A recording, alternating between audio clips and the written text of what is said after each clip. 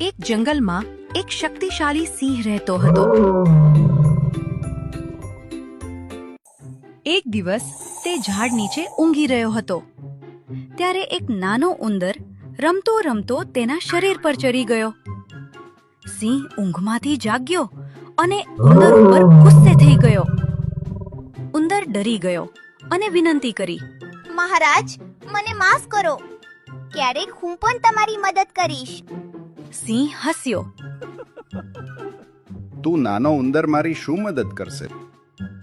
છતાં દયાથી તેને ઉંદરને છોડી મૂક્યો. કેટલાક દિવસ પછી સિંહ શિકારીના જાળમાં ફસાઈ ગયો. તે જોરથી ગર્જના કરવા લાગ્યો. ઉંદરે અવાજ સાંભળ્યો અને તરત દોડી આવ્યો. તેને પોતાના તીખા દાંતથી જાળ કાપી નાખી અને સિંહને છુટકારો અપાવ્યો. આ વાર્તા પરથી આપણને શીખ મળે છે કે કોઈને પણ નાના સમજી અવગણના ના કરવી જોઈએ.